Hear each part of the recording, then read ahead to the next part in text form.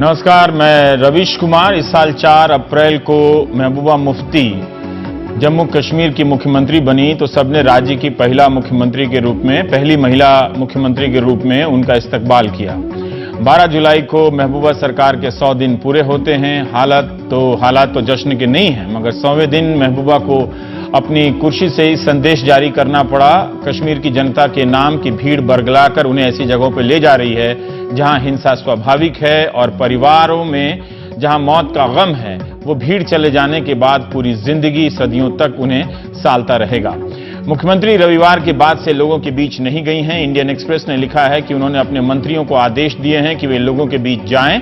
दक्षिण कश्मीर के 4 जिलों में जहां स्थिति खराब बताई जाती है, वहां कोई मंत्री नहीं गया है। ये कल की खबर थी, यानी सोमवार तक। दिल्ली में जब प्रधानमंत्री की अध्यक्षता में कश्मीर की स्थिति पर उच्च स्तरीय बैठक हुई तो महबूबा मुफ्ती मौजूद नहीं थी।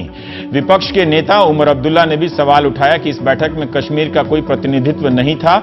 मुख्यमंत्री वीडियो कॉन्फ्रेंसिंग से भी इसमें हिस्सा ले सकती थी। कश्मीर के लिए बैठक हो रही है और कश्मीर का प्रतिनिधि ना हो, उससे राज्य में क्या संदेश गया होगा। प्रधानमंत्री ने भी इस मसले पर कोई ट्वीट नहीं किया है, ना ही सीधे कोई बयान दिया है। बैठक के बाद पीएमओ में राज्य मंत्री जितेंद्र सिंह ने कहा है कि प्रधानमंत्री कश्मीर के हालात पर बारीक नजर बनाए हुए हैं और राज्य को हर संभव मदद दी जाएगी। उन्होंने कश्मीर के हालात का जायजा लिया है और इस संबंध में हम लोगों को मार्गदर्शन दिया है, अमन शांति बनाए रखने की अपील की है और हालात पर चिंता जताई है। यह बयान क्या जनता से संवाद कायम करने के लिए काफी है, यह आप सोचिए। प्रदर्शनों के दौरान हुई हिंसा में मारे गए लोगों के लिए कोई शब्द नहीं। क्या उनके बारे में भी सरकार ने कोई राय बना ली है? एजेंसी की खबरों के मुताबिक प्रधानमंत्री ने मीडिया पर नाराजगी जताई है कि आतंकवादी बुरहान को हीरो की तरह क्यों पेश किया गया। क्या मीडिया के कवरेज के कारण समस्या पैदा हुई या घाटी में लोग मीडिया के खिलाफ भी गए? क्या यह आने वाले समय में होने वाली राजनीतिक लाइन का कोई संकेत है? क्या नाराजगी इस बात को लेकर भी है कि किसकी इजाजत से बुरहान के जनाजे में हजारों लोगों को जमा होने दिया गया?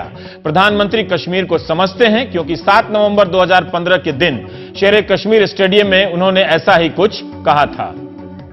कश्मीर के लिए मुझे दुनिया के किसी की एडवाइस की आवश्यकता नहीं है,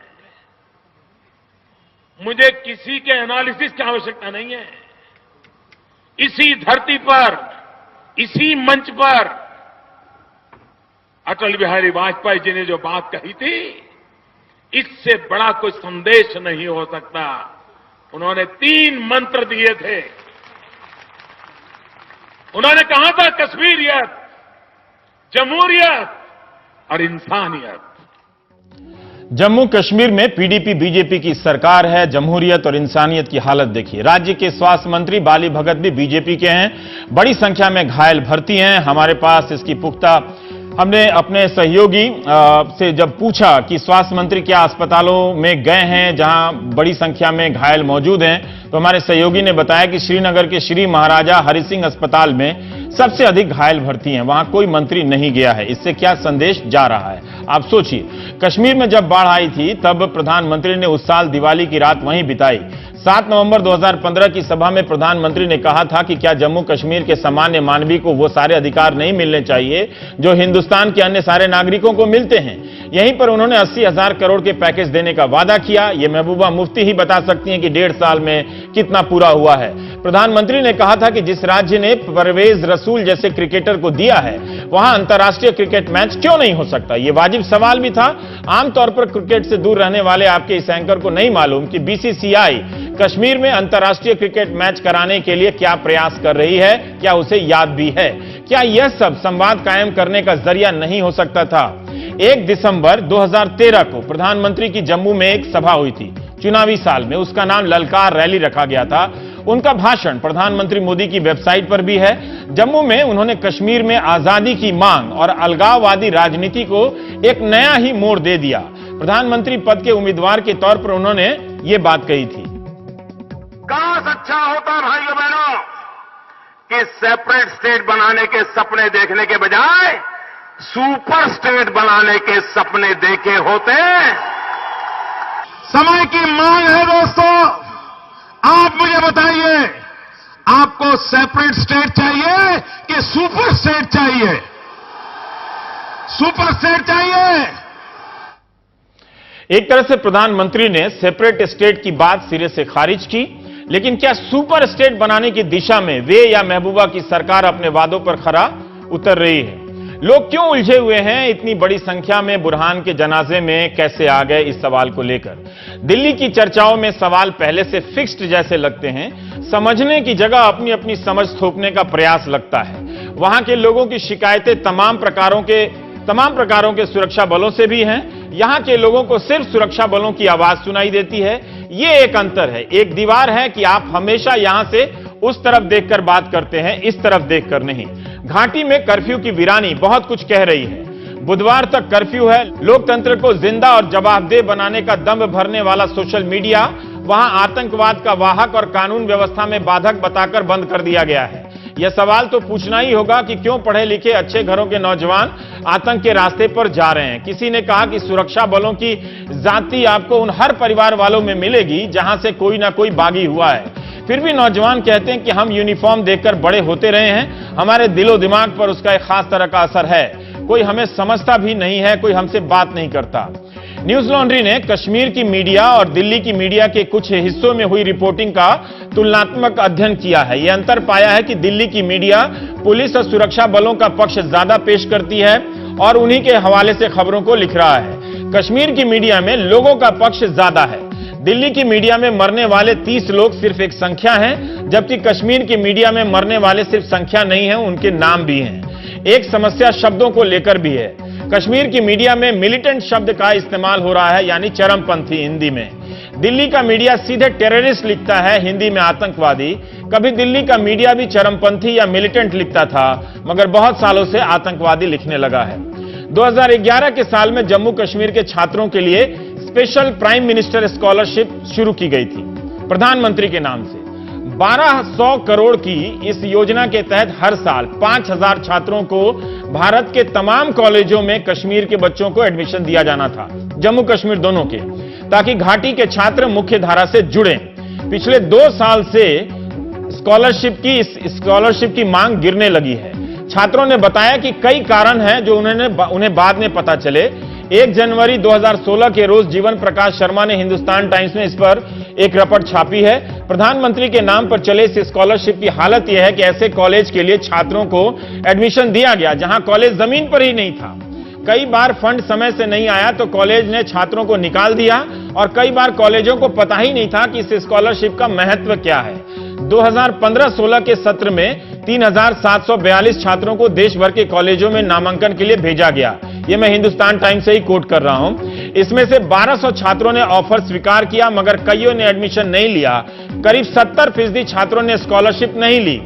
अगर प्रधानमंत्री के नाम से चल रही इतनी महत्वपूर्ण योजना की यह हालत है, तो फिर हम कौन से संवाद की आशा लगाए बैठे हैं और किससे? इस योजना के सहारे भारत के कॉलेजों में पढ़ने गए कश्मीर के छात्रों को कमरे से निकालकर पूछा गया कि वे कौन सा मांस खा रहे हैं, तो क्या हालत होगी इस योजना की? All India council of technical education को इसका पालन करना था, नोडल एजेंसी है ये। इस स्कीम को मॉनिटर करने के लिए कई मंत्रालयों की एक कमेटी भी है। मानव संसाधन मंत्रालय के सचिव इसके प्रधान होते हैं। कश्मीर में साक्षरता दर 68.74% है। महिला साक्षरता दर के मामले में जम्मू कश्मीर 30वें स्थान पर है भारत में। प्रति व्यक्ति आय के अनुसार जम्मू कश्मीर 25वें स्थान पर है। बेरोजगारी की दर 5.3% है, जबकि भारत का औसत 2.6% है। हमें कश्मीर का सुंदर पहाड़ दिखता है, वहां की गरीबी और बेकारी नहीं दिखती है। हालात जिम्मेदार हैं तो वहां की राज्य सरकारें क्या करती रही हैं? इसके बाद भी जूनियर रिसर्च फेलोशिप के तहत Indian council for agriculture research में शामिल होने वाले छात्रों में कश्मीर के छात्र बहुत अच्छी संख्या में सफल होते हैं। इस अखिल भारतीय परीक्षा में बहुत अधिक संख्या चोटी के 50 छात्रों में कश्मीरी छात्रों की होती है। मुझे भी हैरानी हुई कि कश्मीर के छात्र वेटनरी और एग्रीकल्चर साइंस की पढ़ाई में इतनी दिलचस्पी क्यों ले रहे हैं। तो एक छात्र से बात की मैंने और उन्होंने बताया कि राज्य में 1000 से अधिक वेटनरी स्नातक इस वक्त बेरोजगार हैं। इसी 2 जुलाई को जम्मू में बेरोजगार वेटनरी डॉक्टरों ने प्रेस क्लब के सामने प्रदर्शन भी किया कि सरकार नौकरी नहीं निकाल रही है। मुफ्ती मोहम्मद सईद साहब ने मुख्यमंत्री रहते हुए वादा किया था कि नौकरी दी जाएगी, मगर सरकार ने सिर्फ 24 पदों के लिए वैकेंसी निकाली। राज्य में 2445 वेटनरी सेंटर हैं और करीब 600 डॉक्टर ही इस वक्त हैं, जबकि राज्य में मवेशियों की संख्या करोड़ों में है। कश्मीर पर जब भी बात होती है कश्मीर से नहीं होती है। सब कश्मीर को लेकर अपनी अपनी बात करते हैं, अपनी अपनी धारणाओं के पहाड़ चढ़ने लगते हैं। हम बात करेंगे, हमारे साथ लेफ्टिनेंट जनरल सैयद अता हसनैन साहब हैं। आप रिटायर्ड हैं, सुरक्षा विशेषज्ञ हैं आप और विवेकानंद फाउंडेशन से जुड़े हुए हैं। अनुराधा भसीन जामवाल जी हैं, एग्जीक्यूटिव एडिटर हैं आप कश्मीर टाइम्स की। शहला राशिद हैं, आप उपाध्यक्ष हैं जेएनयू छात्र संघ की। अनुराधा, मैं आपसे जानना चाहता हूं कि आज मुख्यमंत्री महबूबा मुफ्ती ने अपना संदेश दिया है कश्मीर की जनता के नाम पे और ये कहा है कि भीड़ है जो बरगला कर ले जा रही है और ऐसे मकाम पर ले जा रही है जहां टकराव मुमकिन है, जहां टकराव होना ही है और इस तरह से जान जाएगी और परिवार वाले इस भीड़ के जाने के बाद वर्षों भुगतते रहेंगे। कश्मीर ने इस रास्ते से कुछ हासिल नहीं किया, ये एक रुख है। दूसरा रुख है जो दिल्ली में बैठक हुई है, अभी जो स्थिति है वहां पर, क्या वो स्थिति सामान्य की तरफ लौट चुकी है, बेहतर हो रही है? और ये दोनों जो बयान हैं और दोनों प्रयास हुए हैं, क्या वो उस स्थिति से मेल खाते हैं जो निपटने के लिए जरूरी है? देखिए, स्थिति बिल्कुल नॉर्मल नहीं है और हमें इस सच्चाई के साथ जूझना पड़ेगा कि जो हालात हैं वो काबू के बहुत ज्यादा बाहर हैं। और इस किस्म की बयानबाजी से कि अमन होना चाहिए और लोगों को बोलना कि इस वक्त ये जो वायलेंस है ये आपको किस ओर लेके जाएगा, इस वक्त रैशनल वॉइसेस की जिस वक्त जो गुस्सा है वो एक उबाल पे है, वो इस किस्म के उबाल पे है कि जहां पे रैशनल सोचने की कोई स्पेस नहीं है, कोई उसकी जगह नहीं है। आप एक मैं मिसाल दूंगी, आप मुसलसल आपने भी कहा कि नौजवानों को एक अच्छी डील नहीं मिली, उनको पीसफुली मुजाहरा करने की इजाजत नहीं थी, उनके पास कोई ऐसे मीन्स नहीं थे, जब वो पीसफुली भी एजिटेट कर रहे थे तो भी उन पे गोलियां बरसी। तो इस किस्म का जो गुस्सा है, जब आप एक कोई पेशेंट होता है साइकेट्रिक स्ट्रेस से या इमोशनल डिस्टर्बेंस से गुजर रहा है और आप उसको कंसिस्टेंटली आप उसको पुश करते जाते हैं कि ज्यादा स्ट्रेस की तरफ और ज्यादा इमोशनल डिस्टर्बेंस की तरफ, और जब उसका नर्वस ब्रेकडाउन हो जाए उस वक्त आप उसको मार मार के बोलें कि आपके लिए अमन, आपकी जिंदगी के लिए अच्छा है, तो ये नहीं काम करता है। उस वक्त उसको जरूरत होती है दवा की। जो ये स्टेटमेंट्स जो है इस वक्त वो एक रोल नहीं अदा कर सकते। एक जब पीरियड ऑफ काम होता है, जब भी पीरियड ऑफ काम होता है, हिंदुस्तान की सरकार हमेशा भूल जाती है कि एक पॉलिटिकल इशू एग्जिस्ट करता है कश्मीर का, जिस मसले का हल निकालना है, और वो हमेशा भूल जाते हैं और वो उस पीरियड ऑफ काम को हमेशा नॉर्मलसी की तौर पे देखते हैं। एक और सवाल मैं आपसे पूछना चाहता हूं। मेरे सहयोगी अंग्रेजी चैनल में बीजेपी के प्रवक्ता ने कहा कि कश्मीर के नेता युवाओं को भड़का रहे हैं, वो कश्मीर के नेता जिनके बच्चे विदेशों में पढ़ते हैं। मेरे ख्याल से उनका इशारा सेपरेटिस्ट अलगाववादियों की तरफ है। 22 जून को इसी महबूबा मुफ्ती का मैं बयान देखता हूं कि वो इन अलगाववादियों नेता की आलोचना करती हैं कि आपके पास कोई काम नहीं है, आप धारा 370 जैसे बेकार के मसलों को उठाकर युवाओं को भड़काते रहते हैं। अब उन्हीं अलगाववादियों से उम्मीद की जा रही है कि अपील की जा रही है कि आप शांति बनाने में मदद करें, और उन्होंने अपील की भी है। दिल्ली नहीं समझ सकती है, वो कश्मीर की समस्याओं की कुछ जटिलता में ही बात करती है। हालांकि प्रधानमंत्री तो समझते हैं काफी सरलता से, उनका 2 बयान भी मैंने दिखाया। लेकिन मैं आपसे जानना चाहता हूं कि क्या महबूबा मुफ्ती कश्मीर से बात कर रही हैं? क्या उस कश्मीर से बात कर रही हैं अपने इन बयानों में जिस कश्मीर से वो आती हैं, जिसको वो जानती हैं, जिसको उनके पिता जानते थे? मेरा ख्याल है एज ए चीफ मिनिस्टर उनको उतनी स्पेस नहीं मिल पा रही है कि वो जो है अपनी मासेस के साथ जुड़ सकें, और खास तौर पे नौजवान जो पीढ़ी है, जो बिल्कुल वो पीढ़ी है जिन्होंने ये पिछले 8 साल की जो जितने भी क्राइसिस हुए हैं, एक के बाद एक, 2008, 2009, 2010, 2013, और ये इस किस्म का जो क्राइसिस, ये वो पीढ़ी है जिसमें गुस्सा है, जिसमें बहुत ज्यादा गुस्सा है। और अगर वो एक राइट काइंड ऑफ क्या लैंग्वेज इस्तेमाल कर सकती हैं उनके लिए, उनको रीच आउट करने के लिए इस वक्त लैंग्वेज की कभी जरूरत नहीं थी। जरूरत थी एक्शन की। जिस वक्त एक्शन की जरूरत थी उस वक्त एक्शन नहीं हुआ। तो ये अल्फाज आप कोई भी इस्तेमाल कर लें, उससे फर्क नहीं पड़ेगा। और दूसरी बात आती है हुर्रियत की।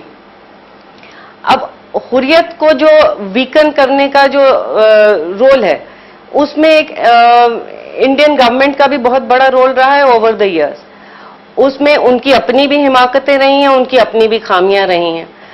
और जो ये लीडरशिप क्राइसिस हुआ वो भी एक वजह है कि मिलिटेंसी दोबारा से उभर के आ रही है। जब आप बिल्कुल एक वैली को टोटली, एक जो सेंटिमेंट है, जो जिस सेंटिमेंट को रिप्रेजेंट करते हैं, वो मेन स्ट्रीम पार्टीज रिप्रेजेंट नहीं करती हैं, आप उस सेंटिमेंट की लीडरशिप को पूरी तरह से तबाह कर देते हैं, डिमोलिश कर देते हैं, या आप उनके ऊपर इस तरह की रिस्ट्रिक्शंस और रोक लगा देते हैं, अरेस्ट बार बार करेंगे या हाउस अरेस्ट करेंगे, तो उसमें जाहिर सी बात है कि नौजवान पीढ़ी जो है वो एक नई लीडरशिप को उभारने की कोशिश करेगी, वो चाहे सही हो या गलत। शैला, मैं आपसे जानना चाहता हूं कि तमाम लेखों को मैं पढ़ रहा था, इतना ज्यादा इसके समझने की प्रक्रिया को जटिल बना दिया गया है कि ऐसा लगता है कि अब कुछ समझना बाकी नहीं है। जब ये बात कही जा रही है कि उन युवाओं से बात करना है, उनके लोगों से बात करना है, तो वो 2-3 बातें क्या हो सकती है जिस पे खुल के बात की जा सकती है? अगर कोई जाए तो वो क्या बात करना चाहते हैं जिससे वो दिल्ली से किसी को खोज रहे हैं या अपने राज्य के शीर्ष पद से किसी को खोज रहे हैं? वो कौन सी बात है जिसके बारे में हम बात नहीं कर रहे हैं मगर ये कह रहे हैं कि बात करनी पड़ेगी? तो क्या बात करनी पड़ेगी उनसे? देखिए, आपने जो प्रश्न पूछा है वो एकदम सही डायरेक्शन में है, क्योंकि सारा जो दिक्कत है वो सेंसरशिप की वजह से है। आप देखिए कि 2010 में जब ये पूरा किलिंग्स वगैरह हुआ था, 110 नौजवान उस टाइम करीब उनकी मौत हुई, उसके बाद में भारत सरकार ने एक 3 मेंबर की इंटरलॉक्यूटर टीम भेजी। हाँ, राधा कुमार और अंसारी साहब थे। हाँ, ये सब लोग इसमें थे। लेकिन लोगों की, जो युवाओं की शिकायत हुई, उसी वक्त हमने एक और समिट भी कराया था पैरेलली उसके, जिसमें हमने लोगों से खुल के बात की सब इश्यूज के बारे में। लोगों ने उसका एक कंपैरिजन दिया कि जब उन्होंने इंटरलॉक्यूटर्स से बात की, इंटरलॉक्यूटर्स के पास में मैंडेट ही नहीं था बात करने का जो पॉलिटिकल सोल्यूशन है कश्मीर का। मतलब एक फ्रेमवर्क में था कि ह्यूमन राइट्स पे आप बात कर सकते हैं, नौकरियां कैसे होनी चाहिए, ट्रूथ रिकंसिलिएशन वगैरह, ये सब चीजों पे बात हुई। लेकिन मुझे लगता है कि अगर आज साफ तौर पे अगर एक बात किया जाए, माने ये सब कुछ पॉलिटिकल करेक्टनेस ये सब कुछ छोड़ करके अगर हम लोग साफ तरीके से बात करें, कश्मीर ना ही टेररिज्म का प्रॉब्लम है ना ही ह्यूमन राइट्स का प्रॉब्लम है। दोनों इश्यूज हैं, सही बात है, लेकिन जो कोर इशू है वो उसका पॉलिटिकल इशू है।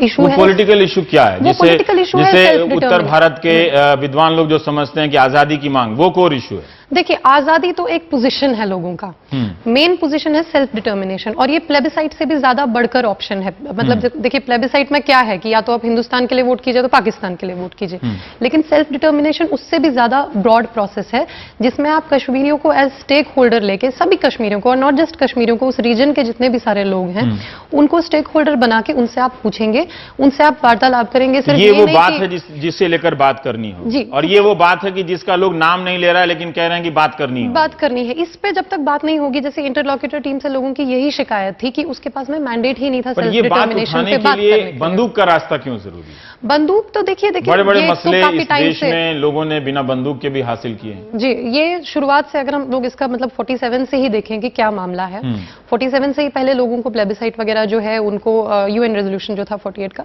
उसमें ये था कि प्लेबिसाइट होगा और उसकी कुछ कंडीशंस थी। लेकिन उसके बाद धीरे धीरे क्या हुआ ना, पहले प्लेबिसाइट फ्रंट को बैन किया गया, जो वहां पे एक पार्टी थी 70 तक वो वहां पे एक पार्टी थी, मेन स्ट्रीम पार्टी थी, उसको बैन कर दिया गया।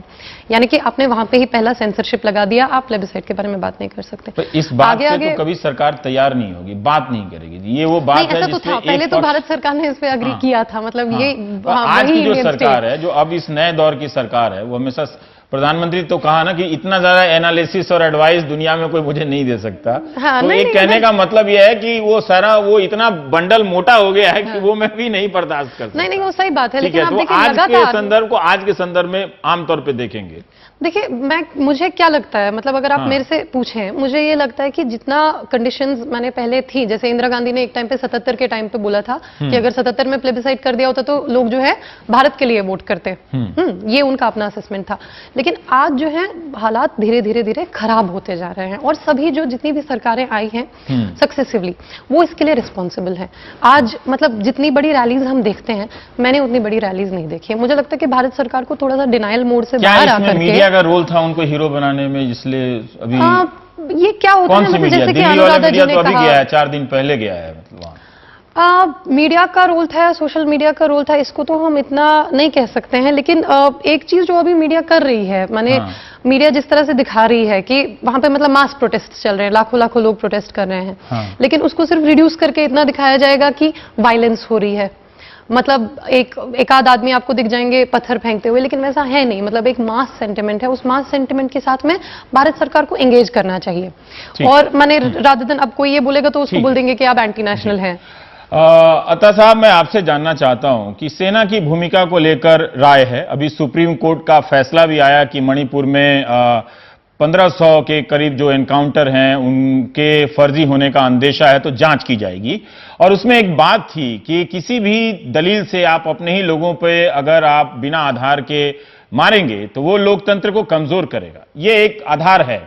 लेकिन फिर भी मैं आपसे जानना चाहता हूं, आपका अपना अनुभव रहा होगा कि सेना या सुरक्षा बल, सिर्फ सेना नहीं है वहां पर, वहां के लोगों से इतने साल की मौजूदगी के बाद भी एक रिश्ता क्यों नहीं बना पाई? या वो रिश्ता है जिसे हम नहीं जानते हैं या जिसके बारे में मैंने नहीं पढ़ा अभी हाल फिलहाल के लेखों में? बहुत दिलचस्प सवाल आपने पूछा रवि साहब। ये स्पेशल पावर्स के साथ ताल्लुक रखता है, खासतौर पे armed forces special powers act के से, मगर उससे ज्यादा मैं ये कहूंगा कि जी हां, 26 साल से आर्म्ड फोर्सेस यानी फौज, सीआरपीएफ, बीएसएफ और जम्मू एंड कश्मीर पुलिस सब वहां मौजूद हैं और वो सफलता पाए हैं अभी तक कि उन्होंने टेररिस्ट की नफरी जो है वो तकरीबन 5-6 हजार से कम करके और तकरीबन 140 से लेकर 180 तक कर दी है। इसको आमतौर पे मिलिट्री लैंग्वेज में कहते हैं कि टेररिस्ट को खत्म कर दिया मगर टेररिज्म को खत्म नहीं किया। ये एक ऐसी हालत होती है आमतौर पर जब इस तरीके की लड़ाई होती है जिसको हाइब्रिड वॉरफेयर, हाइब्रिड कॉन्फ्लिक्ट कहते हैं, और ये एक प्रॉक्सी कॉन्फ्लिक्ट है, आपको याद रखना चाहिए। ये एक इंटरनल कॉन्फ्लिक्ट नहीं है, ये प्रॉक्सी कॉन्फ्लिक्ट है। इतने सारे लोग से सपोर्ट मिल रहा है, इतने सारे लोग किसी बाहरी मुल्क के उकसावे पर निकले होंगे, आपको लगता है? फिर क्या आप उस पूरी भीड़ को संदिग्ध कर रहे हैं? इंस्टिगेशन नहीं, आप कह सकते हैं, मैं सवाल बस पूछ रहा हूं। हालत की बात कर रहे हैं। क्या वो जनाजे में जो लाखों की भीड़ आई थी या हजारों की भीड़ आई थी, क्या आप उसे भी डाउटफुल बना रहे हैं कि वो बाहर के मुल्क, क्या बाहर के मुल्क की इतनी हैसियत हो गई है, इतना असर है? आप मुझे मेरा सवाल सुन लीजिए कि वो कश्मीर के भीतर लाख की संख्या में लोगों को ला सकता है। जी रवि साहब, आप क्वेश्चन को मत कंफ्यूज करिए। आपने पहले मुझसे जेनरिक सवाल पूछा, उस जेनरिक सवाल का जवाब दे रहा था जब आपने, आप दोनों का दे लीजिए, ठीक है, दीजिए। अब आप ये डिसाइड कर लीजिए कि कौन सा जवाब दूं मैं। पहला भी दीजिए और दूसरा भी दीजिए। जब आपने कहा कि बाहर से, तभी तो पहले मुझे कंप्लीट करने दीजिए जी, मुझे कंप्लीट करने दीजिए। मैंने आपको कहा कि 26 साल से पाकिस्तान के जरिए ये स्पॉन्सर्ड प्रॉक्सी कॉन्फ्लिक्ट लड़ी जा रही है और उसकी वजह से मोटिवेशन, आइडियोलॉजी, सब कुछ जो है इंपोर्ट हो रही है, पाकिस्तान से एक्सपोर्ट हो रही है। यहां पर इस लड़ाई को जारी रखने के लिए फाइनेंसिंग, ह्यूमन रिसोर्सेज यानी टेररिस्ट का इन्फिल्ट्रेशन, हथियार, बारूद, ये सब चीजें वहां से आ रही थी इतने सालों से। इसके लिए कोई डिनायल नहीं हो सकता है। अब ये आपका सवाल है कि क्यों इतनी बड़ी फौज वहां रहकर और इन नौजवानों को, पॉपुलेशन को, जनसंख्या को, आवाम को क्यों नहीं किसी तरीके का हौसला उनके सामने क्यों नहीं पेश कर पाए हैं? अब यह है कि जब ऐसी लड़ाई लड़ी जाती है तो दो पैरेलल ट्रैक पे लड़ी जाती है। एक तरफ तो आप हिंसा इस्तेमाल करेंगे या काउंटर वायलेंस इस्तेमाल करेंगे, दूसरी तरफ आप विनिंग हार्ट्स एंड माइंड्स करेंगे, यानी जिसको वैम कहते हैं। ये दोनों ट्रैक साथ साथ चलते हैं। अब विनिंग हार्ट्स एंड माइंड्स का मैं इसको एडमिट करता हूं कि हमारा अप्रोच जो है वो ज्यादातर प्रोफेशनल नहीं हुआ है। हमने इसको सिर्फ एक टैक्टिकल तौर पे समझा है। ठीक है, हाँ। और सिर्फ अगर आप देखें तो इंडियन आर्मी जो है उसी ने ये एक डॉक्ट्रिन के तौर पे अपनाकर सद्भावना जैसी चीजें अपनाकर और कोशिश की है। इसके लिए सफलता पूरी नहीं हो सकती है, ये एक नेशनल एफर्ट होनी चाहिए। ठीक है। और मैं ये भी कहना चाहता हूं कि दिल्ली में या श्रीनगर में कोई डिनायल नहीं है कि ये एक प्रॉब्लम है। प्रॉब्लम सबसे बड़ा ये है कि किसी को ये नहीं समझ में आ रहा कि स्ट्रैटेजी क्या अपनानी चाहिए। ठीक है। और ये स्ट्रैटेजी अपनाने के लिए सिर्फ गवर्नमेंट अकेली नहीं हो सकती है, इसके लिए पूरी सिविल सोसाइटी, आपकी पूरी इंटेलेक्चुअल कम्युनिटी, आपकी पूरी पॉलिटिकल कम्युनिटी, सबको एकजुट करके बैठना होगा। है ही वहां पे ये दो 26 साल दक्षिण से ध्रुव और कमी है। उत्तरी ध्रुव मिल गए तो हैं, हमारी बीजेपी पीडीपी। अब institutionally इससे हमने ज्यादा क्या हो इसको सकता जो है? है इस पूरी लड़ाई को इंस्टीट्यूशनली नहीं ठीक है। लड़ा है, हमने अनुराधा इसको जी, सिर्फ एक जी। लॉ एंड ऑर्डर के तौर पे समझा है। ठीक है। अनुराधा जी, मैं आपसे अब जानना आपका चाहता हूं कि specific यहाँ सवाल के जो है अखबारों में मैंने पढ़ा जी, मैंने यहाँ के अखबारों में पढ़ा है कि वो एक डबल, आज मैं कहीं पढ़ रहा था कि बुरहान की एक छवि ये थी कि वो सेना का भी एजेंट था, फिर एक छवि ये थी कि वो आतंकवादी भी है। तो क्या है ये इस तरह से, क्या ये क्यों इस तरह का इंटरप्रिटेशन आ रहा है? देखिए रवि साहब, देखिए, जब इस भी तरह की कोई लड़ाई जो होती है, पिछले जिसके कुछ बारे में सालों बात से कर रहा हूं, है, hybrid conflict। जी, मैं इसका जवाब दे रहा हूं। ये एक अगर मिनट में बोल सकते, इसको आप समझिए, ये एक हाइब्रिड कॉन्फ्लिक्ट होती है। ठीक है। और ये हाइब्रिड कॉन्फ्लिक्ट के अंदर हर तरीके की चीजें इस्तेमाल की जाती हैं। राइट, समझ गया। डिस इन्फॉर्मेशन जो है वो एक टैक्टिक्स है। ठीक है। और बुरहान वानी को कहलाना कि वो एक आर्मी का एजेंट था, वो एक डिस इन्फॉर्मेशन की टैक्टिक्स है। अच्छा, ठीक। हमें भारत के समझ गया। सिटीजन नागरिक होकर हमें है। अपनी फौज के ऊपर एतबार करना चाहिए, ठीक है। ना कि उस डिसइंफॉर्मेशन सोर्सेज के ऊपर। बिल्कुल, सुप्रीम कोर्ट को भी एतबार करना चाहिए। अनुराधा जी, आप छोड़ दीजिए इस सवाल को। मैं ये जानना चाहता हूं कि क्या वहां पर जनाजे में इतने सारे लोगों को जाने की अनुमति दी जानी चाहिए थी? क्या ये फैसला सही था? सोशल मीडिया पे उसकी तस्वीर को डालना, फिर वहां पे लोगों को इतनी संख्या में जमा होने देने का फैसला? ये फैसला नहीं, किसने आपने किया, ये तो सरकारी इसका जवाब दे सकती है। हाँ। ये लोग तो जो जाए उनके सेंटिमेंट्स हैं, और एक बुरहान वानी क्योंकि एक आइकन बन गया हुआ था, एक काइंड ऑफ अ हीरो बन गया हुआ था, खासतौर पे नौजवान लोगों के लिए, और एक सेंटिमेंट को रिप्रेजेंट करता था। तो लोग तो जाते ही अगर सोशल मीडिया यूज करते और किसी तरह मोबिलाइज करते, लेकिन ये सवाल का जवाब कि वहां पे लोगों को क्यों इकट्ठा होने दिया, ये तो सरकार दे सकती है। वो सारा पैराफर्नीलिया उनके पास है, इतना बड़ा सिक्योरिटी अपरेटस उनके पास है, इतना डिस्प्रोपोर्शनेट प्रेजेंस ऑफ सिक्योरिटी है कि हर 25 लोगों के लिए एक आदमी यूनिफॉर्म में खड़ा तैनात है वहां पे। तो इस किस्म की जब संख्या है, और उन्होंने कर्फ्यू भी लगाया हुआ था, तो उसके बावजूद तो इस देर क्या ऐसे vested interest with in the official agency, security agencies और सरकार में इस किस्म के वेस्टेड इंटरेस्ट हैं जो चाहते हैं कि ये क्राइसिस बना रहे और किसी न किसी तरह से कश्मीर में एक ऐसा वायलेंस उभरे और ऐसा क्राइसिस हो? ठीक है। शैला, मैं आपसे जानना चाहता हूं आखिरी सवाल कि बंदूक से कोई रास्ता तो है नहीं। 2010 में भी 120 जवान मारे गए, फिर वो हम 2010 से 2016 का रास्ता तय हुआ, इसके बीच में बहुत कुछ हुआ, सारा मसला मामला कश्मीर भी वही है।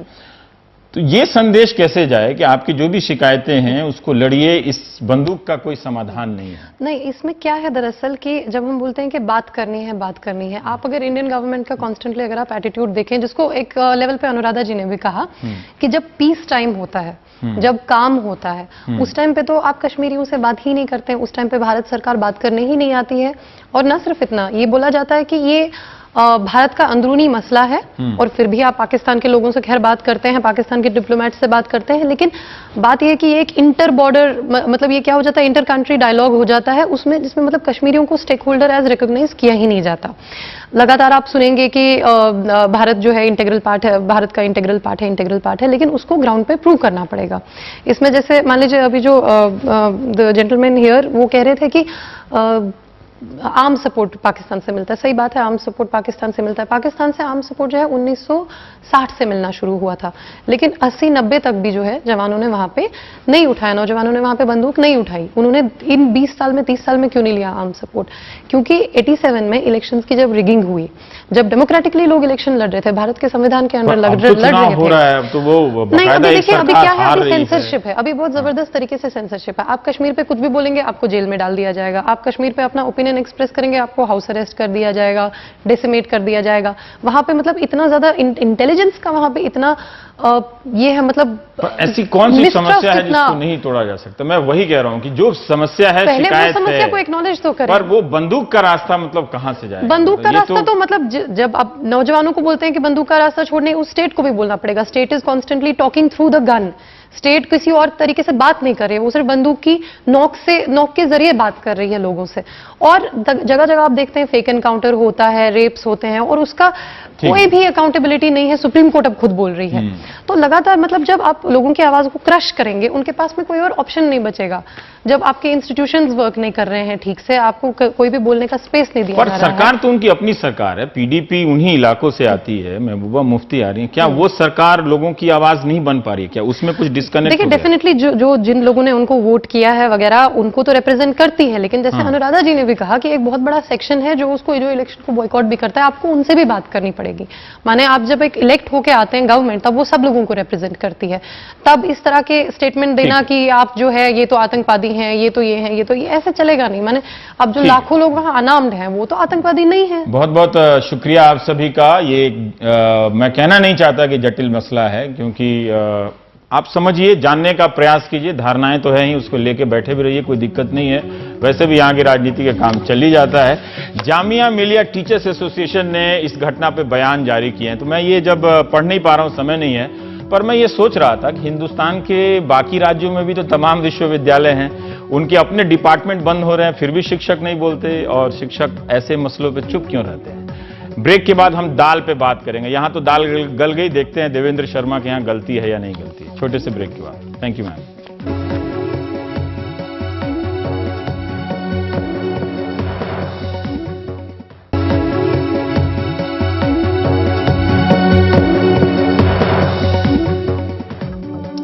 मोजाम्बिक भारत के लिए दाल का उत्पादन करने जा रहा है। इस सिलसिले में जो सौदा हुआ है उसके मुताबिक मोजाम्बिक भारत को अगले 1 साल में 1 लाख टन अरहर दाल का निर्यात करेगा। यह निर्यात हर साल 25,000 टन बढ़ता जाएगा और 20-21 साल 2020-21 तक 2 लाख टन हो जाएगा। लेकिन अभी का क्या होगा? अरहर दाल 150 रुपए किलो के आसपास बिक रही है, उड़द के दाम इसके भी ऊपर। इन दोनों दालों के मुकाबले पीछे रहने वाली चने की दाल आगे निकलती जा रही है। दिल्ली के खुदरा बाजार में चना दाल अब तक की सबसे ऊंची कीमत 120 रुपए प्रति किलो तक पहुंच गई है। खाद्य मंत्रालय के आंकड़ों के मुताबिक देश के 17 शहरों में चने की दाल 1 जुलाई से 11 जुलाई के बीच 7 रुपए प्रति किलो या उससे ज्यादा महंगी हो गई। सबसे ज्यादा बढ़ोतरी छत्तीसगढ़ के अंबिकापुर में देखी गई, जहां 10 दिन में चने की दाल 20 रुपए किलो महंगी हो गई। इसी दौरान अमृतसर में 16 रुपए, जयपुर में 15, करनाल, तिरुवनंतपुरम और कोयंबटूर में 12-12 रुपए प्रति किलो महंगी हो गई। हमारे सहयोगी हिमांशु शेखर ने जब इस बारे में खाद्य मंत्री रामविलास पासवान से बात की तो उन्होंने कहा कि बाजार में चना दाल की कमी नहीं है, यह समस्या जमाखोरी और बाजार में जानबूझकर कमी का माहौल फैलाने की वजह से पैदा हुई है। अब अगर दाल है तो फिर दाम क्यों नहीं? तो इसे सरकार को अगर पता है कि जमाखोरी कारण है तो सरकार या सरकारें कोई ठोस कार्रवाई क्यों नहीं कर रही हैं? यह मामला इसलिए भी गंभीर है क्योंकि देश में दाल का उत्पादन जरूरत से काफी कम है। पिछले 1 साल में देश में 170 लाख टन दाल का उत्पादन हुआ, जबकि मांग 246 लाख टन की है। इस 76 लाख टन की कमी को पूरा करने के लिए व्यापारी 58 लाख टन तक दाल आयात करने के लिए तैयार हैं और सरकार 8 से 10 लाख टन दाल का आयात करने की तैयारी कर रही है अपनी तरफ से। इसके बावजूद करीब 8 लाख टन दाल की जरूरत बनी रहेगी। हमारे साथ देवेंद्र शर्मा हैं। आज आपका लेख पढ़ा कि आप काफी नाराज लग रहे थे इस फैसले से कि हिंदुस्तान के बाहर दाल की खेती का करार क्यों हो रहा है, हिंदुस्तान में क्यों नहीं हो रहा है। हिंदुस्तान की अपनी परिस्थितियां रही होंगी सरकार की। अब आप ही बताएं कि इस बिंदु पे, इस फैसले पे देवेंद्र शर्मा को गुस्सा क्यों आता है? देखिए, कुछ साल पहले रवीश जी, आपको शायद याद होगी ये खबर, मैं एक 1990 के दशक की बात कर रहा हूं कि हॉलैंड से भारत गोबर आयात करने जा रहा था। और ये जब मैंने ब्रेक की तो उसके बाद काफी बवाल मचा देश में। लेकिन एक कार्टून मैं आपसे शेयर करना चाहता हूं। उस कार्टून में था कि दो गाय खड़ी हैं और एक गाय दूसरी गाय से बोलती है कि मेरे गोबर में क्या प्रॉब्लम है कि हॉलैंड से गोबर मंगाया जा रहा है। मुझे लगता है इस बात में सारा मैसेज है कि हमारे देश के किसानों में क्या प्रॉब्लम है कि आप मोजाम्बिक के किसान, फिर आप तंजानिया, कीनिया, इन सब देशों को देख रहे हैं कि वो आगे से हमारी जो देश की दाल की जरूरत है वो पूरी करे। क्यों नहीं वही काम हमारे देश के किसान कर पाते हैं? ये काम हम डाइवर्ट क्यों कर रहे हैं इस तरफ अटेंशन को कि आप अभी पहले हमने खाद्यान्न तेल में किया, अब हम दालों में करने जा रहे हैं। आने वाले दिनों में आप देखेंगे कि दूध उत्पादन पे जा रहे हैं, सब्जियों पे जा रहे हैं। ये जो हमारी आत्मनिर्भरता जो हमने बहुत मुश्किल से अचीव की थी इस देश में, वो हम क्यों डिसमेंटल करना चाहते हैं?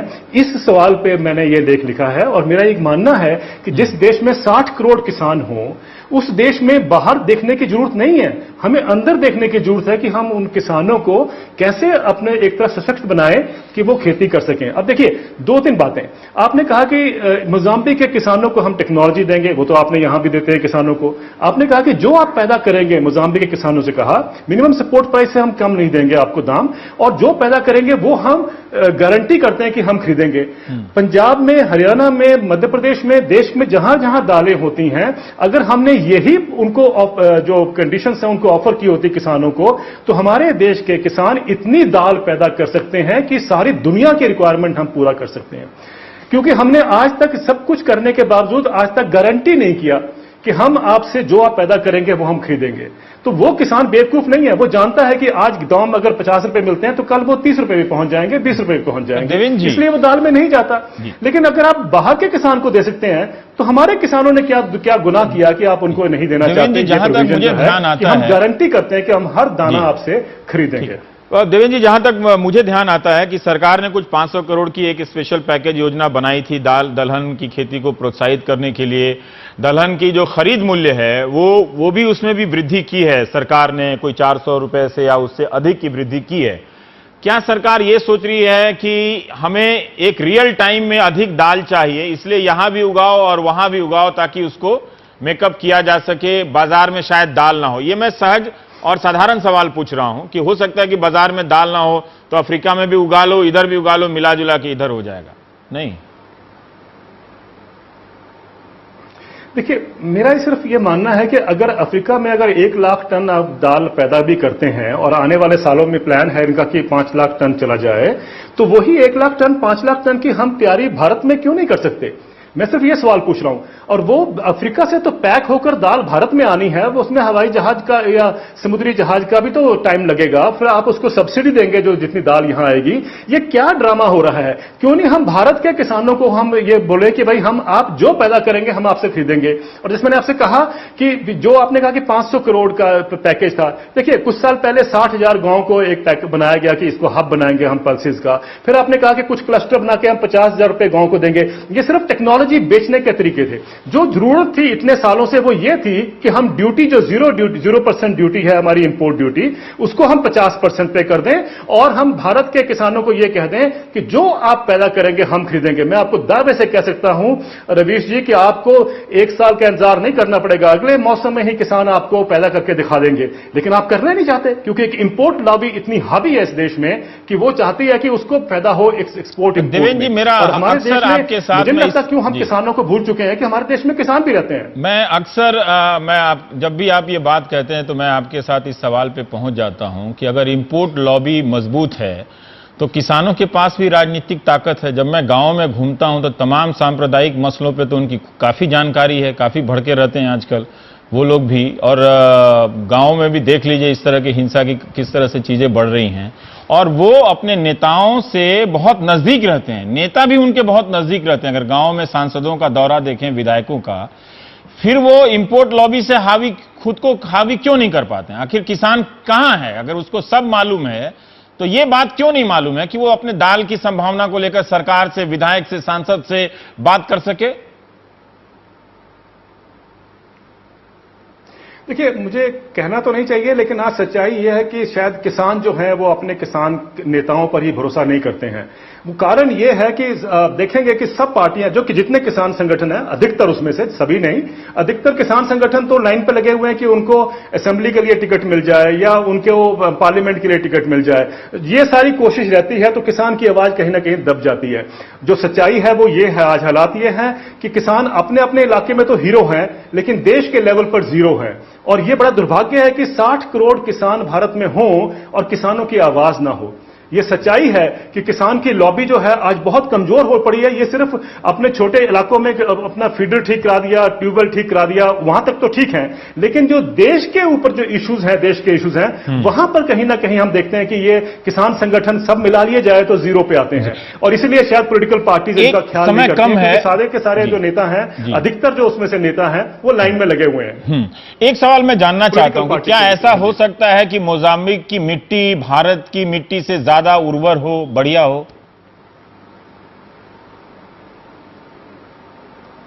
देखिए, भारत एक सब कॉन्टिनेंट है, आप जानते हैं। भारत में हर तरह की मिट्टी है, भारत में कोई प्रॉब्लम नहीं है। जो उपजाऊ जो हम इलाके जानते हैं कहां कहां पर दालें होती हैं, सिर्फ यह है कि इच्छा शक्ति नहीं है हमारे देश में, राजनीतिक इच्छा शक्ति नहीं है कि हम देश के अंदर पैदा करें। और जिस दिन हम ये मान लेंगे कि हम इनको अश्योर्ड, जैसे गेहूं और धान में होता है वैसे हम प्रोक्योरमेंट करेंगे अश्योर्ड, आप बात मानिए, कोई जरूरत नहीं है किसी देश की तरफ देखने की। भारत में सब कुछ हो सकता है, दुनिया का प्रॉब्लम भी यहां से एड्रेस। और एक मिनट मुझे निकल गया आपके लिए, मैं ये जानना चाहता हूं कि अगर वो वहां से खेती करके ला ही रहे हैं, दाल उगा के ला ही रहे हैं, तो नुकसान क्या हो जाएगा किसानों का?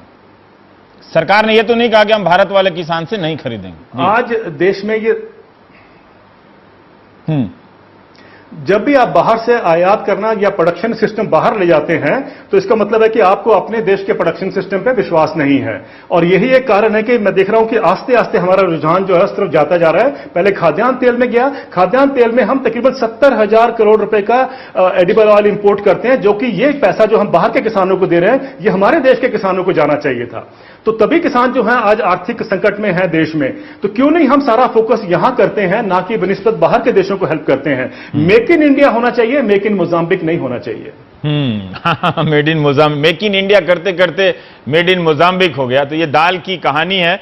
देवेंद्र शर्मा के लेख में एक और बात थी, जो समय नहीं रहा, शायद उनके दिमाग से वो बात उतर गई होगी, कि जो जो देश खाद्यान्न के मामले में आयात पर निर्भर रहते हैं, संकट के वक्त वहां काफी फूड राइट्स होते हैं, रोटी छीनने के दंगे होते रहते हैं।